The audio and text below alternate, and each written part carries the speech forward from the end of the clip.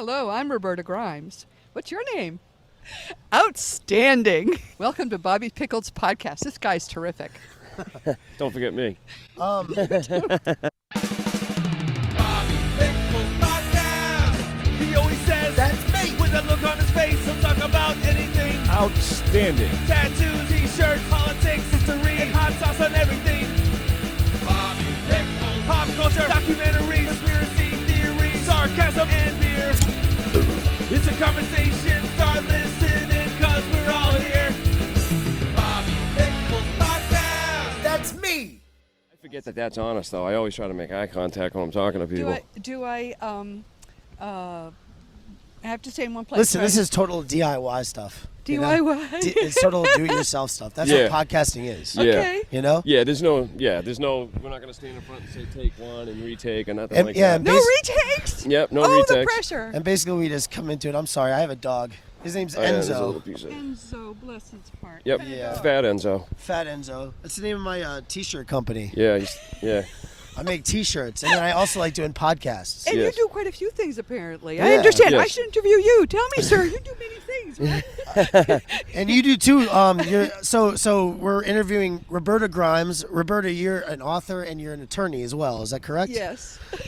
When we were setting this up, I was. What are you doing, I Piazza? don't know. Do you think we should back this up so we No, don't have to stand right stand here. on the Come hill? on, stand right here. You're fine. Oh, okay. Just come on. All right. All right.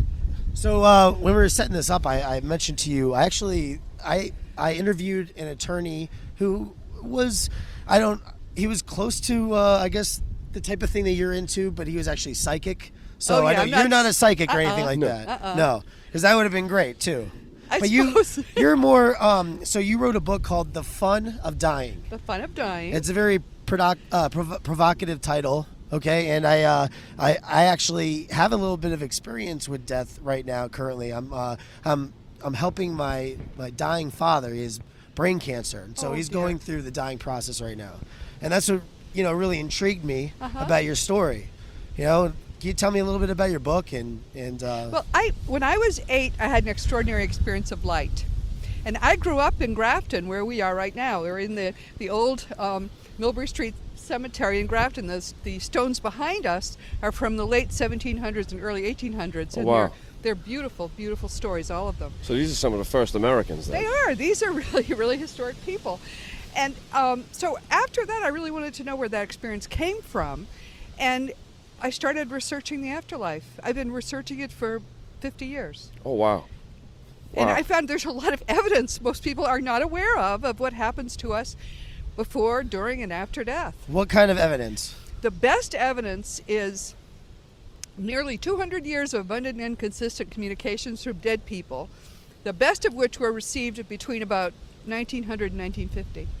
And they tell us in detail where they are, what's going on, what the physics of it is, what they do all day. In fact, it's only one day. They do what they do all the time.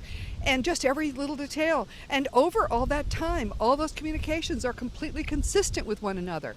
Hundreds and hundreds of them, and they're all talking about the same place. So there's no way it's not real. And I is this, never met- what is this what about- Summerland? Is this place Summerland? Yes, the levels 3 through 5 are the Summerland. Okay. Wait, what is that? So now, Piazza, what were you talking about? Summerland. No, What no, is that's this? what's in the book. That's what Right, you're I know. referring. No, but Well, no. for people that She said don't the know, one what place is that that? they Can you all are explain at. what that is? There Summerland. are about 6 levels of after-death reality, not including the source level, that are exactly where we are here now. Let's go through the levels. Okay, the lowest level is what Jesus called the outer darkness, where there's wailing and gnashing of teeth. Very bad. Punishment level. Nobody's ever been put there by anyone but himself or herself. We all put ourselves there if we can't forgive ourselves. The next level is a Oh, little okay, better. Level okay. 2, levels 3 through 5 are what we call the Summerland. That's a Viking term. I'm Danish and of ancestry, so I like using a Viking term. Oh, that's cool. And it's beautiful. It's like the earth. Except it never gets cold and windy, and you don't get winter there at all. It's always about 78 So it's like San degrees. Diego. It's a lot like San Diego. Yes, in Okay, fact, that's what perfect. they modeled San Diego after. And then level 6 is what's called the causal or the mental level, or I know someone who lives there. He calls it the teaching level, where very advanced beings live. It's not really very material, but they basically teach on Earth and in the afterlife levels as well. But it's all right here. It's not like an So they're onion different with layers. dimensions. They're different energy vibrations. That's all it is. Okay. Right now, you're tuned to this level of reality and to that body. And that's why you think you're in it, but you're not. But what do you think about like things like DMT, dimethyltryptamine? Right? Are you familiar with this? No, what is that? Yeah, what is that? Dimethyltryptamine is the active ingredient in ayahuasca, which is a hallucinogenic. Okay. In South America. So like right? peyote? Yeah. Like what the Native Americans used to use to talk to spirits and they're whatnot? They're starting to research this, and they seem to think that dimethyltryptamine, we all make it ourselves in our brain. Oh, wow. Right? And so actually they think when we're sleeping and when we're in REM sleep, there's a little bit of dimethyltryptamine is released in your sleep, and that's what you're experiencing when you're dreaming. When you come out of it, you can actually. Do you want to know what happens while you're asleep? Sure. What the dead tell us? Nearly all of us go out of body every night. And we consult with our guides. We meet with the people that are dead that we love. We have fun. It's playtime. We take courses even. That's what I'm saying, though. Maybe it's just this active ingredient that's released in your brain. It's just a two-way radio in the head of a meat robot. That's all it is. Yeah. Okay. It produces a lot of weird stuff. Can I but it doesn't have anything to do with who you are. I agree with that. Yeah, definitely. I just want to tell you a quick story. This is what happened. This happened a couple of weeks ago. One of my brother's good friends, he passed away. He had a bad drug habit, and he overdosed from drugs. Oh, my goodness. But, so when he passed away, about a year before he passed away, he was at a Bruins game, and he was sitting right behind the Montreal Canadiens bench, and we saw him on TV. About 2 days after we buried him, he was on the TV. They showed a highlight from that game, and he was actually on the TV screen. They showed that clip. Out of all the clips, we saw him again, and we were all just in the room all together, and he was right there on the TV. And it just makes you really think, like, my second you know, book is he trying to is say the hi fun- or Yes, you yes, know, yes. I don't believe that it's coincidental. No, I it just isn't. don't. My second book is the fun of staying in touch. How the dead contact us, how we can learn to contact them. One of the things they do is influence the minds of people putting together clips so that they can get that clip. That's a perfect case of communication from a dead person. Wow, Oh, that's yes. what I honestly, yes. I could, it just felt Yes. Was more it different wonderful? than anything else. It really was. Yes. It wasn't a sad feeling or a missing feeling. It was a happy feeling. was a hug. That was a hug. Yeah, it really, yes, that's a good way to describe it. Yes. Yeah. I've had some kind of crazy experiences too. You know, Yeah. my grandfather passed away. We were in Connecticut. We were going through the house, going through all his possessions. I was out by the brook in the backyard. My mother called me. It was just me and her there. She said, "Bobby, come over here. Bobby, come up here." I ran up, and she goes, "Look at my finger." And her finger was white from here on. And my grandfather used to always grab her finger like this. Oh, And she isn't goes, "Oh that my That's God." cool. beautiful? See, that's cool. He's grabbing That's my finger right beautiful. I'm looking right at it. Oh, See, my goodness. that's cool because that's a physical thing that Yeah, it you was know, it's crazy. right there. Hello, I hello, hear hello. from so many people who are because the fun of staying in touch is just out, and I hear from so many people saying, "I always thought that was something he was doing, but I never realized it. But it's in your book now. It's validated it for me." People will tell me, "Grandma appeared while I was reading your book." I mean, it's amazing how once people's minds are opened to what the dead Yes. can do, they get these communications. It's just beautiful. How do you come up with these titles? The fun of. To tell you the truth, I wanted to call it Dying for Dummies, which I thought was a fine title. Yeah. But, and I didn't tell the story until more than a year after it was out. I had help writing the book. 5 dead clergymen apparently are my guides in writing this book. Oh, wow. Go figure. And one morning I woke up with 3 titles in my mind: The Fun of Dying, The Fun of Staying in Touch, and The Fun of Growing Forever.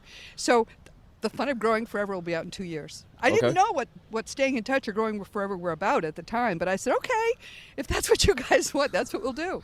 These books, what's your market for these books? These are people that are going to die like soon, they just want to feel Really, People anyone who has questions death or people has who are questions. sick, people who are old, people who have just lost a loved one, people who are going to lose a loved one, people who expect they ever will die. That's pretty much the market. Yeah. There's a lot of people that don't even realize they're going to die. You know?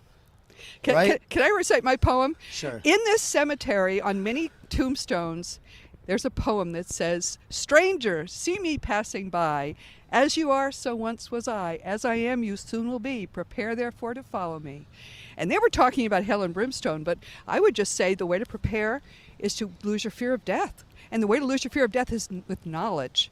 But you know what it is, though? I don't have any fear of death per se, as far as like after I die, my soul and stuff like that. I'm not really concerned about that. What You I'm should be. concerned about, though, is really the dying process. Yes. Like how I'm going to die. Yeah, that's a little That's bit the of thing a, that's of a scary, concern. right? But I'll tell you, when you lose your fear of death, which you have even though you don't acknowledge it, Yes. you have no other fears.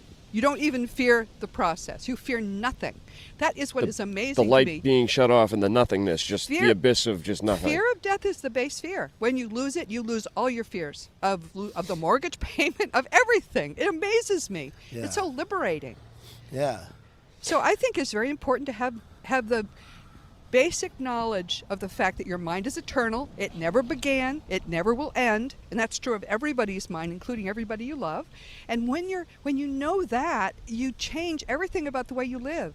You take much better care of your mind, for one thing. You don't put Yes. drugs in it. And you don't even put negative entertainments in it, because you're going to live in it forever. You want to take care of it the way you would take care of your living room, you know.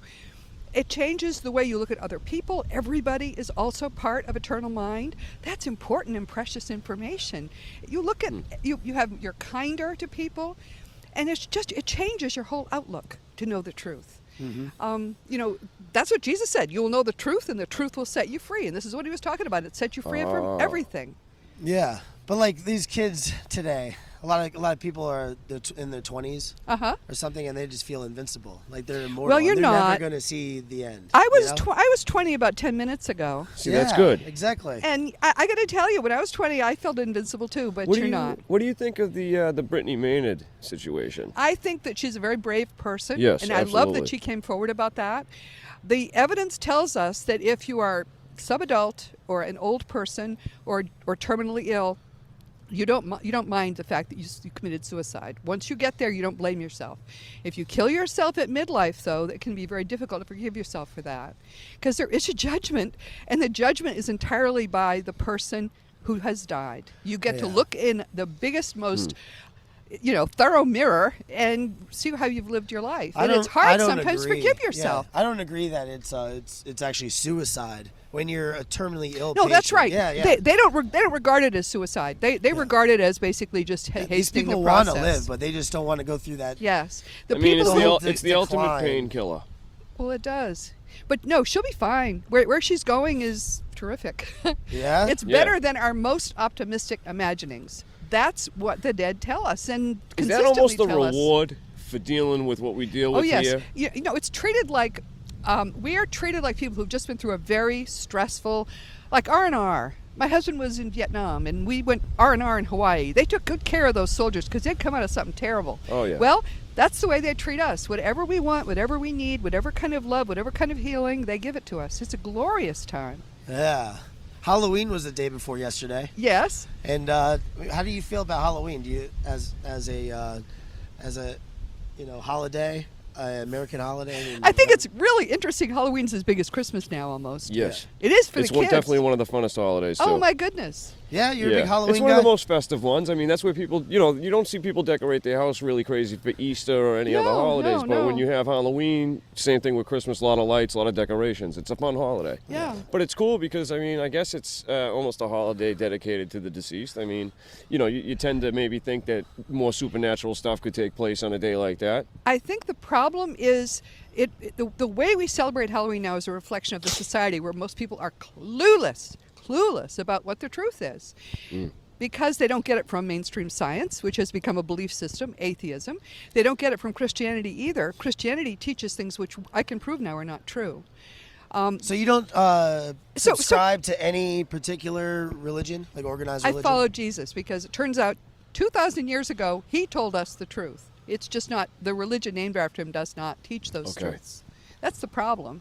See, I kind of... So you believe in the person, not the religion. Oh, yeah, I can prove to you Jesus was real and knew this stuff. How?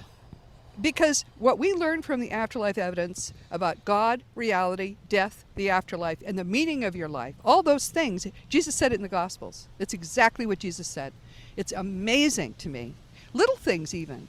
He talks about living water, for example. The water in the afterlife levels is alive. This is one thing the dead often mention to us. It's entirely different. It looks like water, but it's very different in nature from the water here. Well, Wow. how did he know that? Except he'd been there recently and had the memory of it. Okay. You don't kind of think that like all religions are stemming from the same person? They're all talking about the same person, like Muhammad, Jesus, all these different people. I don't think they're talking about the same person. I think that what they are is the work of a series of beings like Jesus. Jesus, I think, is foremost, but who knows? Who wanted to teach us the truth, because we are clueless. And he came to teach the world's first monotheists, the Jews, what's really going on. And I think certainly most of I majored in religion in college. A lot of what I studied was Eastern religions. A lot of those have aspects of the truth. The problem is that if you take what the great teachers give you and you turn it into a religion, it's like a fly in amber then. You surround it with and thicken it with personal beliefs of people who didn't know what they were doing. Wow, you majored in religion? I did. Wow. Yeah. Can you tell me a little bit about that? Well, I was still trying to figure out what had happened to me when I was 8, because I never asked a question. I never got an answer. So I figured if you major in religion in college... What were you brought up as? Oh, so this was like... What- this was I a was huge, brought up as a Protestant congregationalist up at This- the top of the hill. That's and my this church. was a huge impact then when you were 8 years old. I mean, Yeah, it was life-changing, totally. Absolutely. Totally life-changing. wow. But I wanted to know, and I figured if you get to college, maybe they'll tell you. But when I, of course, got to college, they never asked a question. You don't ask a question, you don't get good answers. And I'm not sure they would have been able to answer the question anyway. Yeah. But I had it happen a second time when I was 20. And that confirmed for me, A, that the first one was real, and B, that I better figure out where that came What from. exactly was it? When I was 8 years old, I woke up in the middle of the night and realized there was no God. And I was terrified. And there was, at that moment, a brilliant flash of light in my room. And it shone on everything in the room. I remember the wallpaper and the toys and everything as if it just happened 60 years later, because of the fact that it was in the room itself. As it faded, there was a young male voice that said, "You wouldn't know what it is to have me if you didn't know what it is to be without me. I will never leave you again." And when you're 8, everything is surprising, so nothing is. I said, "Oh, that's handy. If you forget, they remind you that there's a God," and I went back to sleep. Wow. But that kind of an experience stays with you forever. Oh, yeah. And all that happened when I was 20 was the light again, because I was feeling so glum about having majored in religion and still didn't know what was going on. The light and the same voice said, "I will never leave you." So from then on, I've always known, as is true of all of us, no, we're never alone. We all have at least one guide who's with us constantly, kind of helping us get through our lives. And we have most of the time also a guardian angel. I do believe believe it or not. that. Well, the evidence tells us that. I mean, I'm very bad at belief. I want to know what's going on. Yeah. And I want to know what the evidence is, though, that tells us that. What's the evidence that tells us that there's an angel watching us? And, you know, If you have a copy of The Fun of Dying, in the back of it, there is an appendix, and that appendix contains some 70 books, which if you read them, you'll know everything I know. yeah. Okay. All these different scholars. Where people are coming together now who have been doing this all their lives for various reasons. We complete each other's sentences. Everyone's come to exactly the same conclusions about everything. It's really thrilling to meet other people who've done this work, because we're all in the same place. Yeah. Hmm. And it's nice to know that everybody's really getting the same kind of answers. Yes, or, right. If we had other theories, that would be another matter. Yeah. But everybody has the same conclusions drawn from the same evidence. So when did you become an attorney? That was your undergrad theology, Yes. and then you went into You law can, school. it doesn't matter what you major in. You can go to law school. You That's can? one of the things you can do. Yeah. Yeah, and when I 'Cause you went... take the I'm not gonna lie. If Yeah. Jesus showed up and told me he was going to be with me, I'd probably try to take the bar too. So. Well, or go to a bar, one or the other. Yeah, absolutely. But what happens is that you sort of feel called, I think, to do something with your life. And I felt called to be a lawyer, and I've ended up with a wonderful career. I don't ever go to court. I'm an advisor to small businesses, and I love my clients so much. I've been with some of them for decades. But I'll That's never awesome. retire. I'm just having so much fun. I live in Austin at the moment, and my clients are all in Massachusetts, so I come back and forth. Really? Oh, Yes, wow. I commute. Wow. That's how much I love them. Wow. So, like, how do you tell me about that a little bit? I have a small business. How exactly do you help small businesses? I'm You an advise them. old-fashioned consigliere advisor. I help people start businesses. Years ago, it was mainly starting businesses and building them. now I'm helping a lot of people transition, either sell or bring in the kids or whatever, which is very tricky to do and hard for you to do if you're the parent. It's very hard to do. I have to fix some messes for people. I love the word consigliere. Yeah. That's great that you use that word. That's what I really Right am. from The Godfather. I hear all kinds of Hayden, questions. right? Yeah, exactly. Hayden. And He was people the have best. questions. Who do you ask your questions of? Most of them are asking accountants, and accountants know accounting, but they don't necessarily know all the other stuff. My job is to know all the other stuff, or to get them the information if I don't have it myself. Yeah. I'm also a certified financial planner, which helps me, even though I've never sold anything, it helps me by keeping up with that continuing education. I have a lot of garbage knowledge in my head that's handy for these people. How long have you lived in Texas for? Almost 10 years. Yeah? Yeah, we're about to move But you to lived Seattle. in Florida? What? You're about to move to Seattle now? Yes. Why do you do all this traveling? Because we sort of live in co-housing with one of my children and her 5 kids and her husband. And her husband was the one who moved us to Texas, and now he's got a great job in Seattle. So we're going to Seattle okay. as a group. We love Seattle. My oldest already lives there, so it's going to be great. Yeah, a nice tight-knit family. Yes, very much so. And That's it's good awesome. to keep the family together. But you're originally from Massachusetts? Yeah. I grew up in Grafton, and then we lived in Plymouth for 25 years. Right here. Yeah. In Grafton. And this is an Indian cemetery, it Well, also it's- says, right? It says yeah. like the old and Indian cemetery? There's a down on the other side, there's a little square where the Indians are buried. They didn't bury them with the rest of the people. Really? Yes. But this is the original cemetery for this town, and these people died in the 1700s to mid 1800s. And as I say, their tombstones tell stories, which is, I used to as a child walk in the cemetery of a summer day just reading the tombstones. It was fun, a lot of fun. Piazza here, he found this Indian prayer in his car. Well, no. I got it at a. They had a Native American appreciation thing in Woburn. It was like a little fair and stuff. I'm going to read it really quick. But Okay. I got that there. O great spirit, whose voice I hear in the winds, and whose breath gives life to all the world, bear me. Hear me. I am small and weak. I need your strength and wisdom. I love how he says that. He says, O great spirit, whose voice I hear in the winds and whose breath gives life to all the world. Don't you Yes. think that's a great Yes. way to say God? Yes, and there's something interesting about the Native Americans. It turns out that they were probably the most spiritual people who Yes. ever lived. And the way we know this is that one of the things that's a lot of fun to do soon after you die is you travel. Travel is by mind, it's instant. And they can travel to the summerland of the Plains Indians. And when they go there, one fellow told a story of standing talking to the chief. We talk by minds, you can talk to anybody who had, no matter what their language was. He said the sky opened up, a very tall being, those are the 6th-level beings, walked out of it with a woman in his arms, walked into a teepee, put her down on a bed or something, came out and went back into the sky. And he looked at the chief, he said, "What the heck was that?" And the chief said, "Well, when people have been very damaged by their earth life, sometimes they'll bring them to us, we heal them, and then they come and take them away." Wow. Oh. How's that? So your Summerland is like your utopia, right?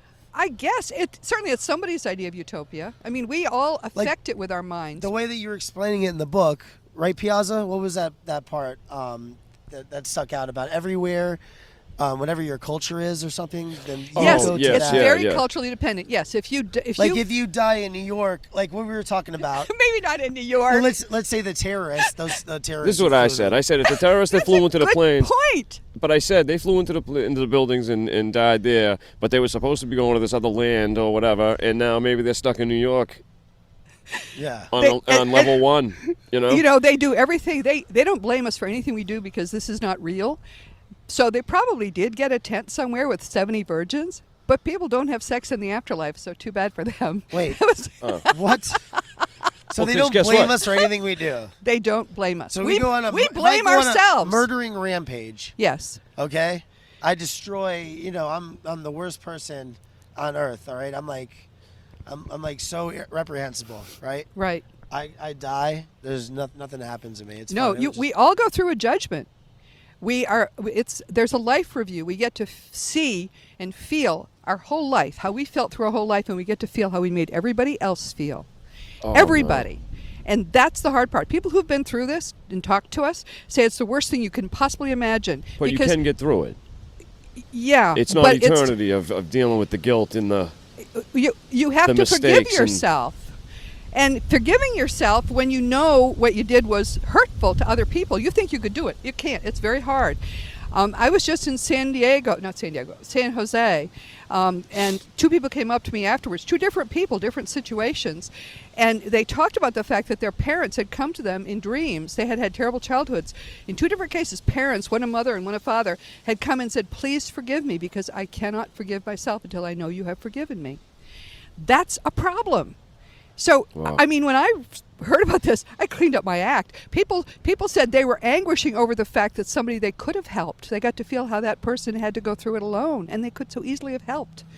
That's how, one of the things we're given to understand when we go through this life review is that the standards for living our lives are much higher than we ever imagined. We think if we get a good solid C, we're okay. We're meant to get an A+. And we came here wanting to get an A+. So if we didn't bother to try to learn to love and forgive, which is why we're here, we'll really feel bad going through that judgment. It's not that easy to forgive yourself. And if you don't forgive yourself, your spiritual vibratory rate slows. You can't stay on level 4. You can't stay on level 3. You have trouble holding level 2. And if you're not careful, you'll end up in the level 1 utter darkness where you cannot get out without help. So is there like a supreme level that we're trying to make it to? 6. Yes. Well, actually, we're striving for reunion with the source. And it's too complicated to go into now, but basically we're already there. But now we're working through convincing ourselves we're there. But people say, why does God let bad things happen? As far as God's concerned, this is all our dream. This isn't anything he's letting happen. He's not involved in the way religious people believe he's involved. Instead, it's his helpers who are helping us here. Don't you feel like the earth is like a living organism and we're just Of course. like ants? No, we're not. One of the things that's hard for people who revere the earth to understand is that the whole universe exists for our spiritual growth. Your mind is part of the eternal mind that brings forth the universe, and it is very, very important. You are loved more than you can possibly imagine. That's true of each of us. Each of us is part of eternal mind. Okay. So Almost like we fuel it, like our minds fuel it or keep it going? Our minds are part of it. You are part of God, Okay. if you want to use the term. I don't use the term God. I don't use the term heaven because do you they're believe religious in aliens? terms. I believe that there are, based on the evidence, and again, it's not about what I believe, because who cares what I believe. Based on the evidence, there are other planets on which mind is evolving. Yes. Okay, yeah. Okay. Yes. Some of them not in this dimension. Some of them in what we think of as the afterlife dimensions. Yeah. So I mean, how does that play into it if there We are visit them aliens? too after we die. We do? We have so much fun. You wouldn't believe my how much gosh. fun we have. So- see the book? See the title? It's fun. Yes. It's So a lot of fun. questions we might have on Earth living, we might be able to find out after. Yeah. That's one of the things people do. They do a lot of research because people are very curious about what's happened. And And they it do a lot also of said that research. there's no such thing as time, really, right? No, time is just an artifact of this level of reality. It doesn't exist in the afterlife. It's man-made, yeah. Yeah. Well, not man-made. It's mind-made. Our minds have created So our this mind whole can illusion. handle the capacity. Because, yeah, if we don't have the capacity to handle the fact that there's no time. We need time to keep our feeble We brains never on have point. enough time, right? No, time. They can choose to experience it, but time isn't objective as we think it is. They can choose to have there be no time. Wow. It is. This is hard to wrap my brain around. You know, there's a lot going on. Honestly, I always felt like before I was born, I didn't mind it, right? And then when I die, I feel like I'm not going to mind it either. Before you were born, you were there. I don't remember anything You about spent before I was born. that's deliberate. There's an amnesia that nearly all of us have. Not all. I've met people who don't have amnesia, but nearly everybody does of what happened before we were born. Most of us protest violently once we're here. We don't want to be here because we plan our lives with all this hope. Well, we're really going to, do great things. I want to learn a lot and grow a lot and everything. And then we get here, we say, "Oh, I remember how awful this is." So we plunk down on the couch and we watch TV all our No. lives. Well, you wonder why babies cry. A lot of them are crying because they're saying, "Why did I do this to myself?" Again. Yes. So if like a miscarriage happens, does that mean that that person argued well and they just said, all right, you don't have to go? With miscarriages and stillborns and people who die in the first year of life usually are people who had planned a lifetime, and as they came into it, they found they couldn't have the lessons they looked for. Okay. So they decided to leave and do a different lifetime. But in order for them, there's a process. Everybody who's aborted, everybody who dies in utero, or who dies as a small child, they're all rescued and they grow up there. One woman who communicated in the first half of the 20th century had 4 abortions. I don't know how she got them back then. When she talked to her parents or family, they said, "Why are you so upset?" And she said, "When I got here, there were these 4 beautiful young people, and they met me and hugged me and called me mom." Oh, wow. So if there ever were a reason not to have an abortion, you can't kill the mind of that baby, and the baby will come and be your mom and love you. That's the trouble. They don't blame you. They love you. Yeah. Wow.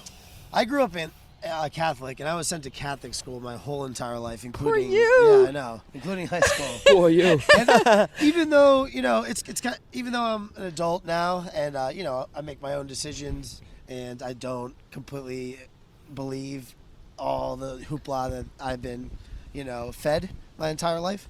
Piazza, you doing that really? Yeah, I'm sorry. No, please don't do that. All right, man. I have a bad habit, but Oh God. Jeez. don't worry about it. Everyone's going to forgive me. Right? This guy. He's I mean- cold. The man is cold. Yeah.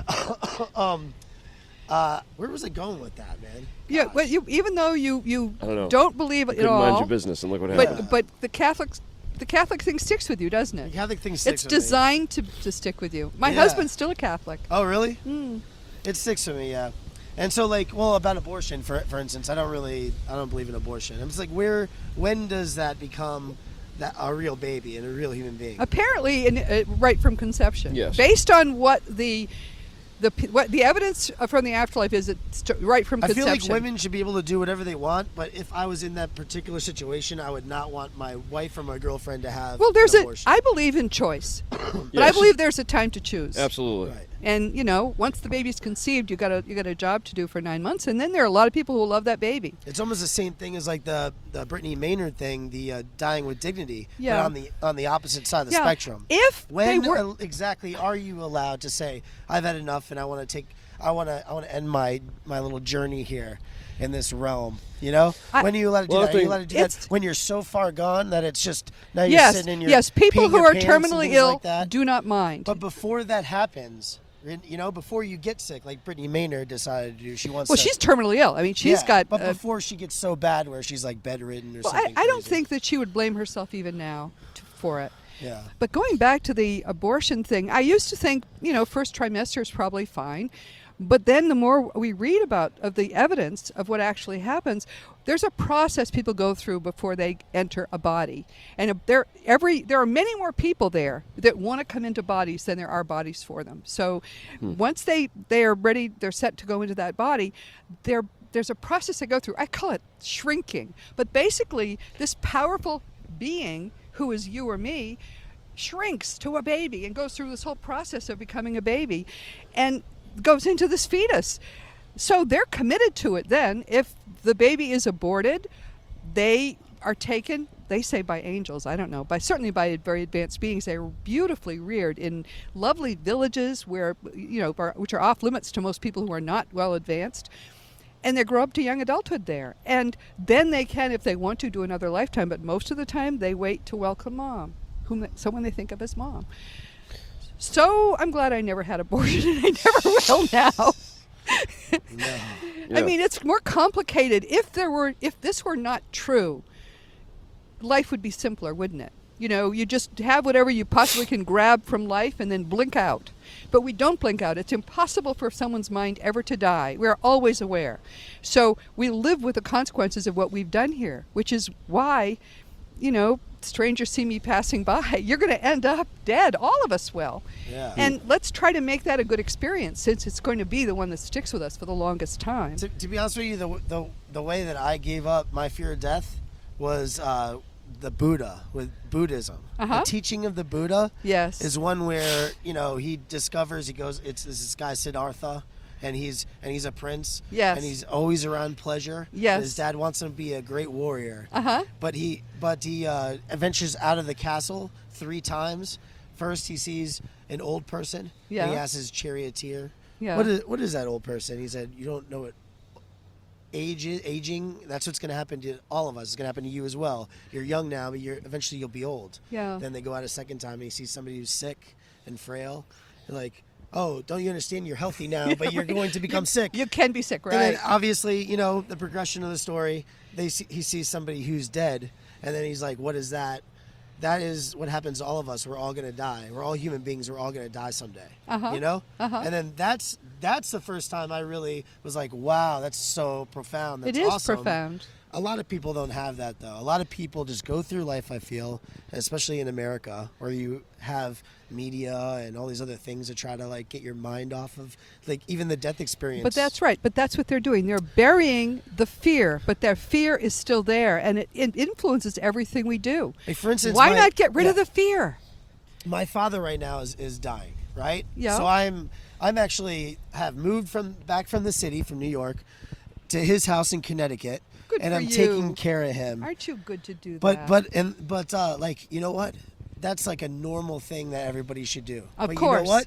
A lot of people don't do it. No. And the reason why I did it was a good friend of mine. He's Mexican, and he said all the Blanquitos put their family, their grandfathers, their fathers, their mothers, whatever, into homes. Yeah. Now, all the Blanquitos do that. I said I'm not going to be the Blanquito that does that. Right. You know? But No. that's what we do in America. We just like recently there was something on NPR, and it's a story about this mortician who's younger. She's like in her 20s, she's late 20s, and she talks on YouTube. She's a large YouTube following about death and about like the realities of death. How you can have like if you have somebody cremated, for instance. I wasn't aware of this, but you're allowed to have a viewing for the cremation. You're allowed to view the body go in and be cremated. I didn't know that you had that option, and anybody's allowed to ask for that option. You're allowed to let the person die at your home before somebody comes and gets the body. That's the way my father died. And you can just let the body be there. My mother Yes. died at And you home can too. go there you'll go there and then see it the next day and then see the next day and see the life as it leaves the body. And it's good to see that kind of thing as a living human being, because then you see it, and that's how you're going to end up too. It's how That's how everybody's the gonna end up. vessel ends up. Your mind is eternal. Your mind leaves the body. The vessel. We understand very much about how the death process happens. It doesn't hurt. It is not frightening. It's joyous. The fun of dying understates the reality. People who have died say it's physically pleasurable. What if you're getting killed by a shark? That's a negative. Or Well, you get lit on No, fire. no, no, Somebody does that- People gas who all are over you. dying in a terminal event that's painful are out of their bodies before the pain starts. Okay. They over and over again. We hear from people who've been in big, disastrous auto crashes over and over and over. They say, I went right through the roof of the car and I was standing watching the accident happen. Going to be eaten by if it's going to be terminal. If you're not going to survive the event, you will not feel the pain of it. Okay. Yeah. Now does that? So there, see, that helps. Now does the way you die affect anything to do with the levels or? No, it's purely your spiritual development. Okay. And everybody who's watching us has the opportunity to get to level 6 this time. You just got to work at it. There's no shortcut. Nobody died for your sins. Your sins are your responsibility, and you can fix it. See- You can spiritually grow beyond whatever you've done up to this day. You can go from now until the end of your life doing right, loving and forgiving perfectly, and you end up in the best possible place. What about coming back again for a second try? Like Well, here's the Indians thing. believe in Buddhism. Yeah. And Oh, yeah. I don't like this, but clearly reincarnation happens. The problem is it doesn't happen the way we think it does. Since there's no time, all of history, past and future, is happening at the same time as the present. Oh. All our lives are happening at the same True or time. false? Piazza comes back as a cockroach. No. People don't come back as anything other than people. Well, we basically, they're saying that Cockroach, you're so mean. He is mean. See, now you're going to be a level 1 because of that. Yep. That I made just you got feel bumped up bad. to level 3. Thank you. I made you feel bad. Yep. No, it's all right. It's fine. You don't think that's going to happen, though, Piazza? No, you but don't, what you she's, don't no, fear but that what you're she's coming back saying as is a... what she's saying. I think is that I could have already died in the Civil War from the body that reincarnated from right now. The Civil War is going on right now, Yeah. as are all the future wars. It's all happening Everything's at the same time. happening At right the now, same simultaneously. time. And your other lives are influencing this life. Brian Weiss was the one who pioneered past life regression to cure problems in this lifetime, and it works beautifully. But he found when he couldn't find the cause of a phobia or an illness in a past life, he would go to future lives and find them there. So some future life is influencing your life now. Wow. How's that for something that makes your eyes cross? It really does. Yeah, you talk about science and stuff like that, though, too, right? Don't you Uh-huh. talk about, like, So there- physics and... all Quantum physics was what helped me understand the physics of the afterlife. It made no sense to me until I started being... In the first part of this century, we started to get good quantum physics for dummies book. What exactly is quantum physics? That's what Einstein was into, right? But not really. He didn't like it. Max Planck got the Nobel Prize for it in 1918. And speaking as someone who never took physics in high school, and probably never would take a physics course even now, that turned out to be an advantage because I didn't have anything to unlearn. Quantum physics is a theory that posits a number of things, one of which is that reality is actually made up of little quanta, little tiny units, which turns out to be true. It's true of light. It's true of energy. It's true of all of that. But there are some implications of it. For example, experiments indicate that the mind of the researcher is influencing the results. The mind is looking. The researcher is looking either for matter or energy from a certain unit of quanta. It'll be one or the other. Whatever he wants is what he'll get. Now, this makes scientists crazy because that's not the way things are supposed to work. Yeah, it's something about local and non-local. Yes, right? then that's the other thing. They will synchronize particles and then separate them widely, and they will act in unity still. Einstein called it spooky actions at a distance. Well, in the afterlife, travel is by mind and instantaneous. In the afterlife, everything is mind created. You want to build a house, you don't get a hammer and nails. You design the house, you call in people whose minds are more powerful than yours, 6th-level guys, and they come and think it into existence for you. And it's as solid as any house could be. People who live there say that's the reality. It's more solid there than it is here. Now, when you're there, what's the physical form like? Or is it just an apparition? Or is it not even It's you exactly, perfectly, beautifully as you looked when you were about between 20 and 30. You pick it. Okay. And you have this gorgeous, perfectly healthy body. This all sounds very nice. And Doesn't it if I sound was nice? going through the dying process, I'm gonna be reading honest. something like this, I would want to make die me feel tomorrow. good. I mean, I'm Yeah, sold. to heck with this. The thing is, if you don't stay here and use this life as you meant to use it, you will have tremendous guilt about that, and you won't forgive yourself for it, and so you're going on the elevator down. That's what I'm so scared We of. have to, yes. You have to stay here, do your lessons, and it's like maybe going to the gym. You know, your awful mother-in-law or awful first wife or whatever, those are exercise machines in the gym, learning how to love and forgive. And you're getting those loving and forgiving muscles really strong because you've got to forgive yourself one day. And that Okay. will be the hardest thing you've ever done. Oh, okay.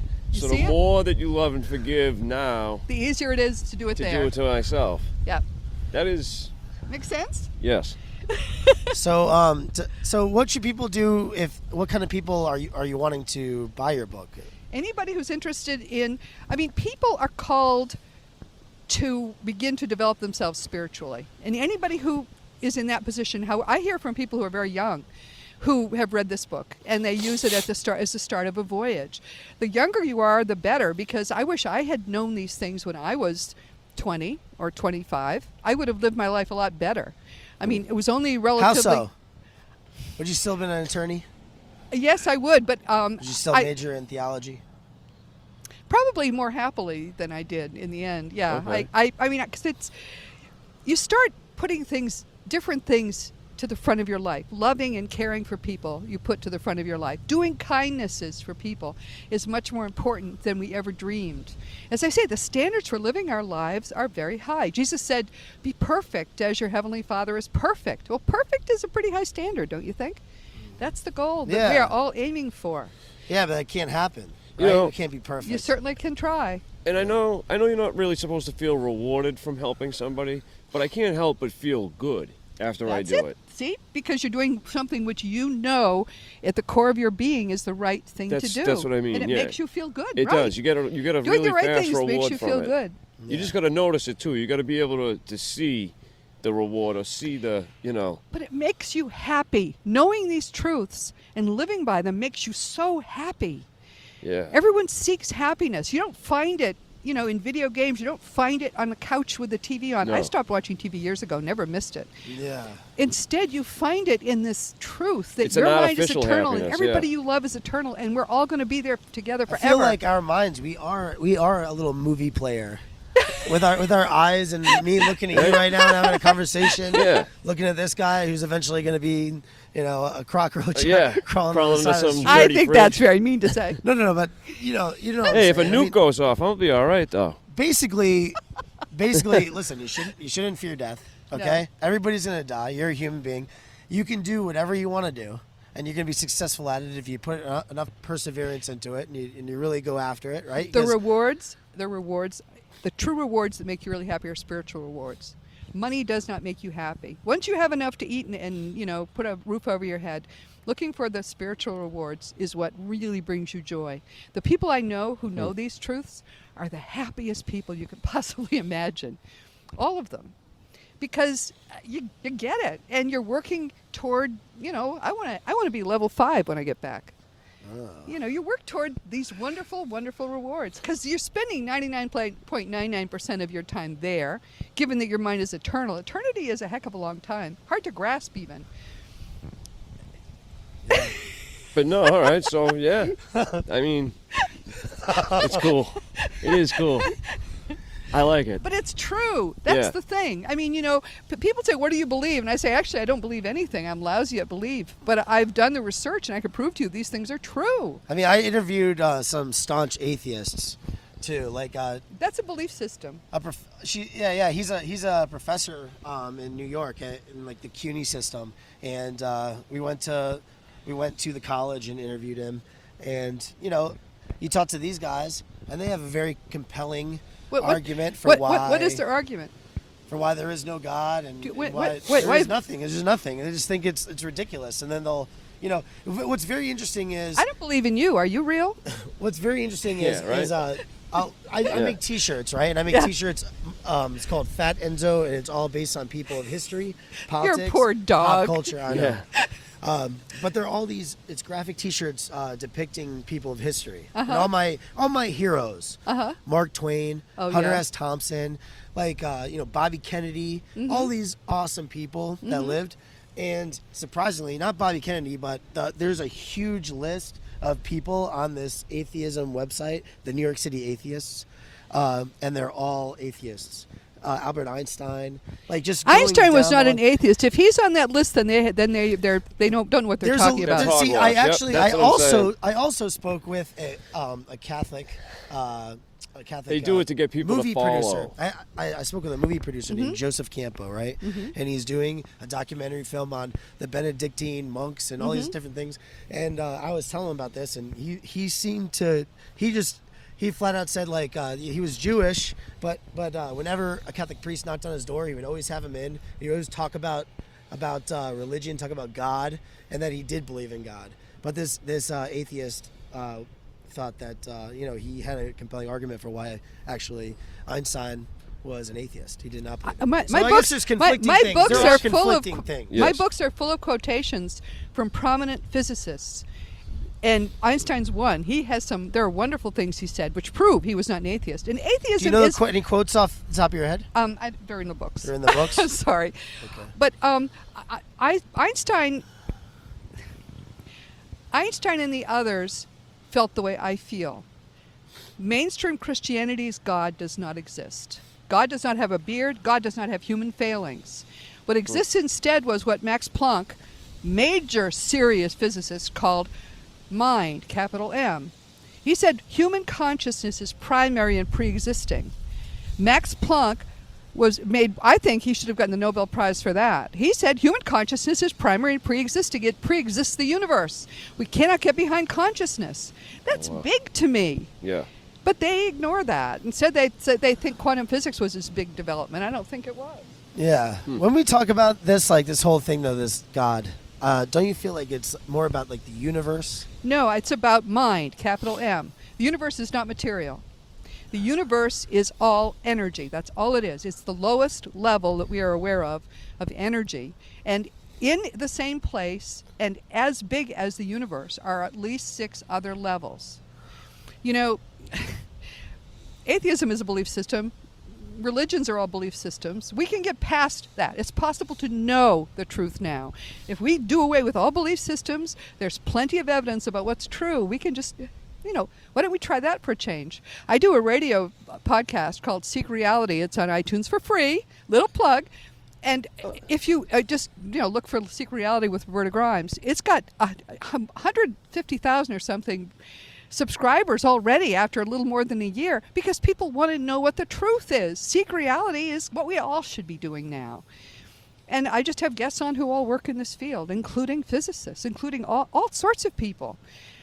But mainstream science, 100 plus years ago, made atheism a fundamental dogma. They call it, and you can find that in print, fundamental dogma. Anything with a dogma is a belief system by definition. They turned science into a religion, and they've been in the weeds ever since. Okay. So let's look for the truth, you and I. I mean, I think that's kind of refreshing, don't you? Yeah, Absolutely. that's interesting. Jesus said, you will know the truth, and the truth will set you free, and he's absolutely right. Free from religion and free from everything else.